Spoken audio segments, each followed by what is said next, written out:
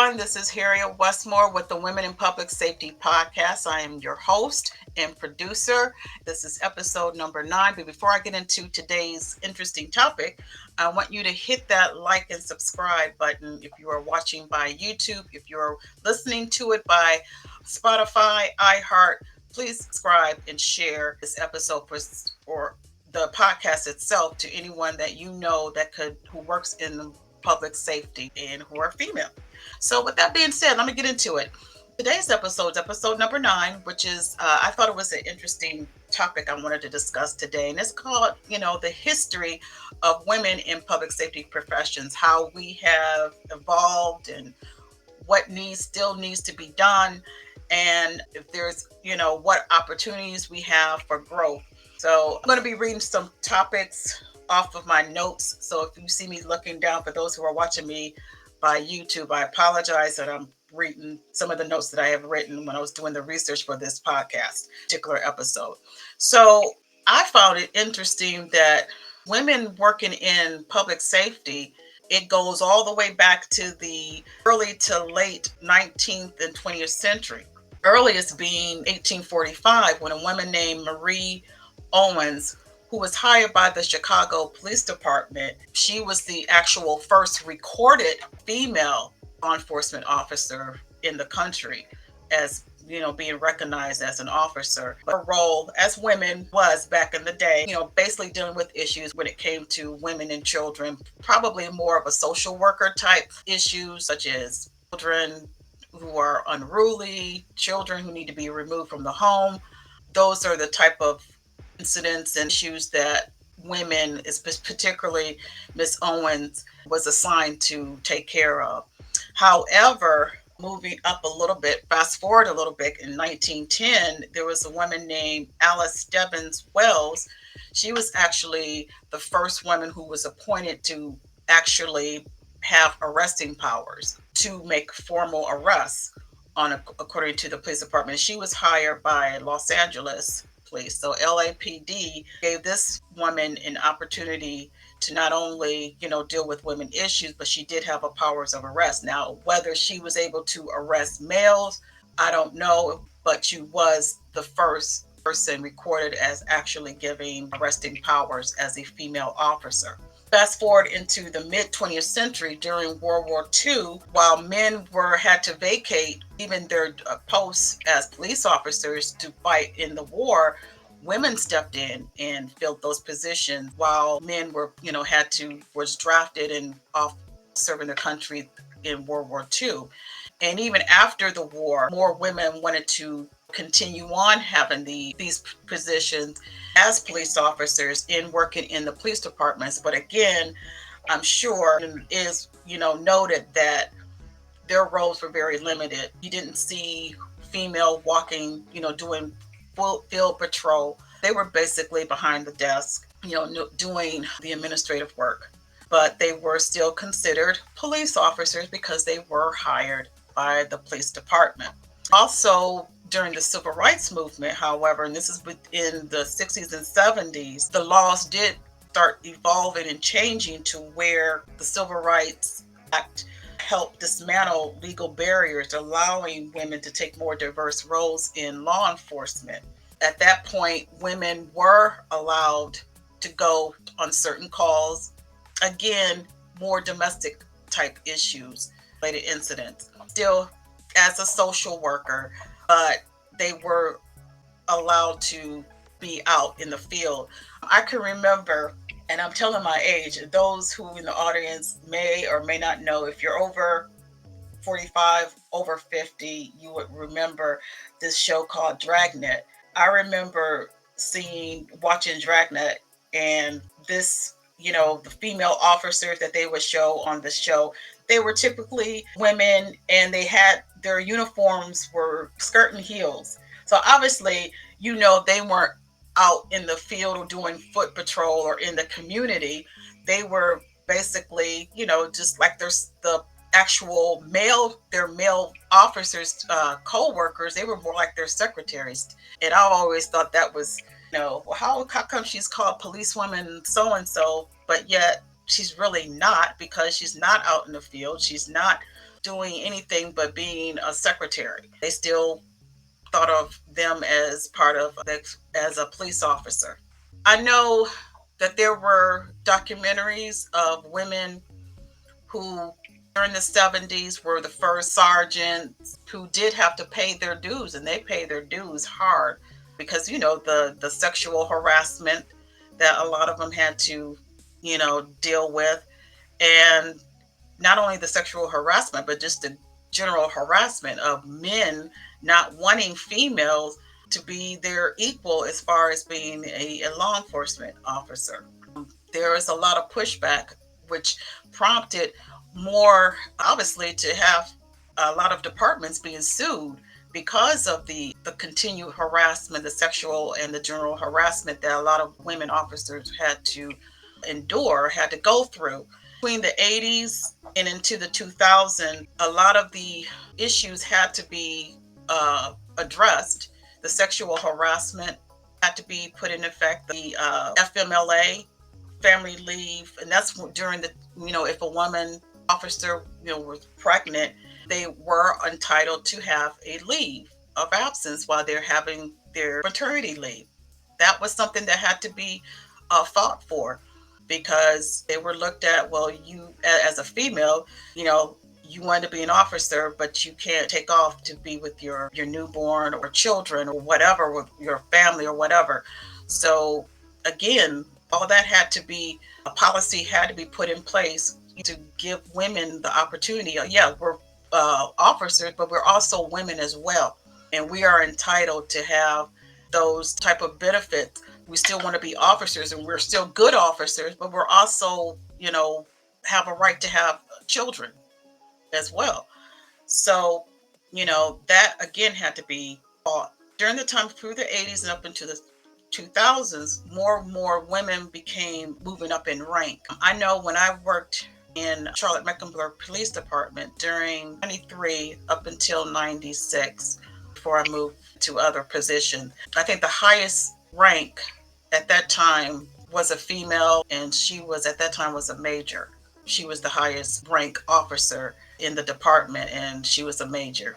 I'm not sure if there is a female deputy chief, or I don't know if they've had a female chief of police, but at that time when I worked there, I was working in the records department.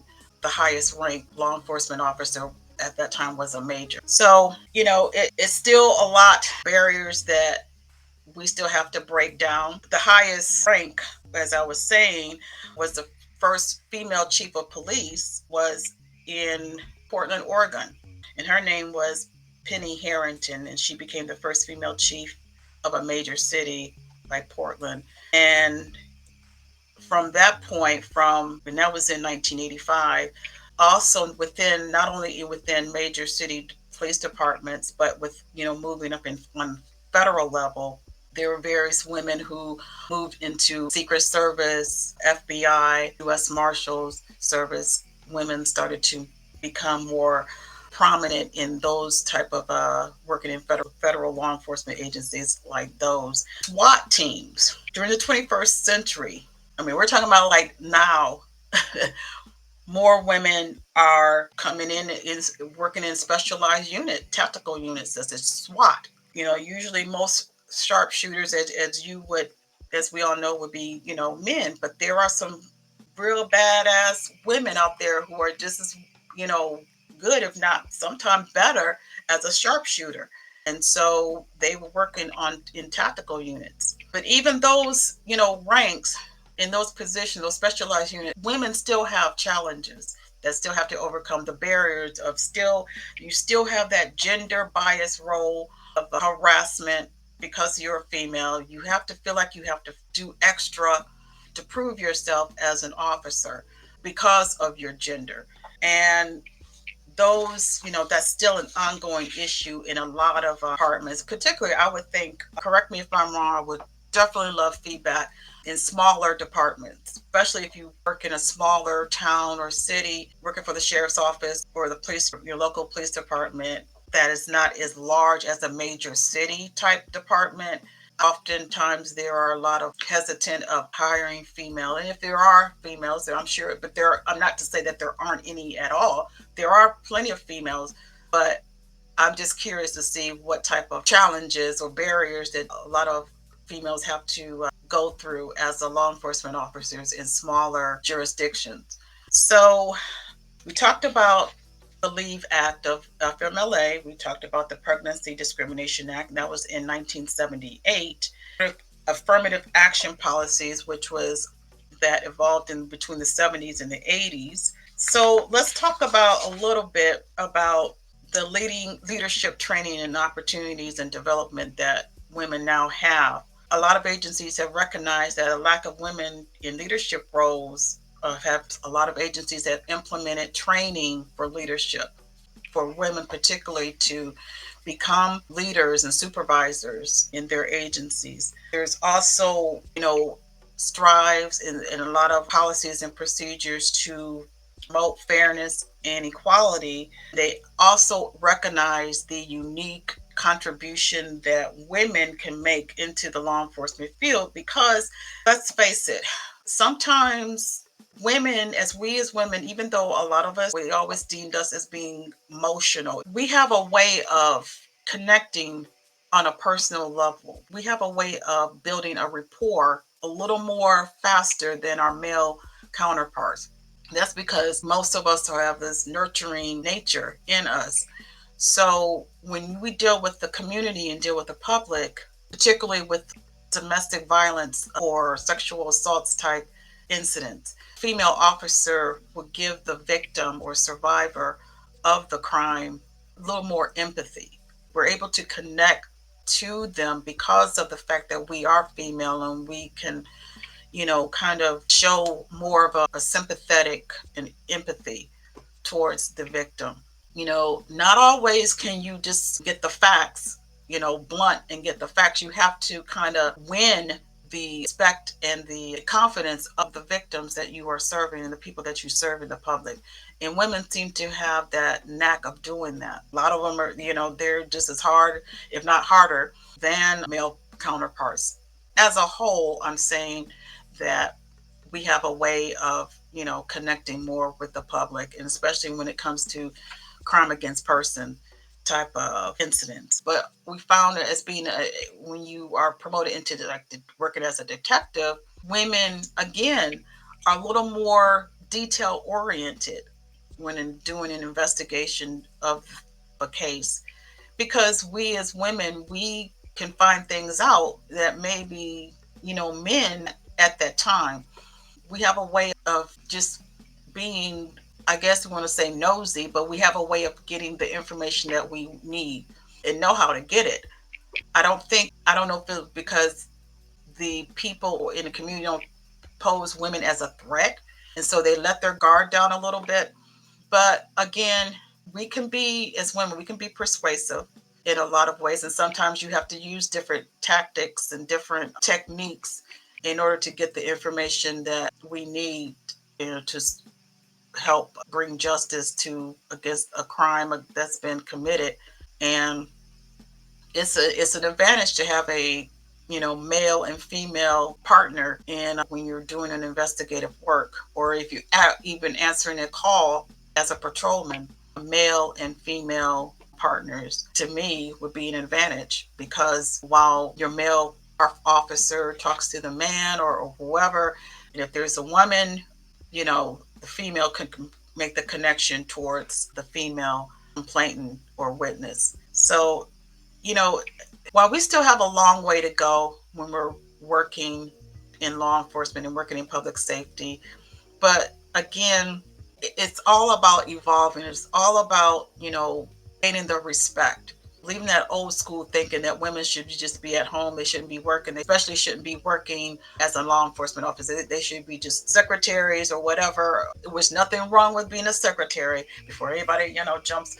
No, there's not. I'm just saying a lot of old school thinkers out there still feel that women shouldn't even be in this type of profession. But again, there are a lot of advantage to having women in law enforcement and in these type of fields, because we can, as we say in the field, IPC skills, which is our interpersonal communication skills. We can possibly bring down a heightened situation just by communicating and our way of communicating. I know for me in my job, sometimes the offenders that I deal with, I talk to them, especially when they're young.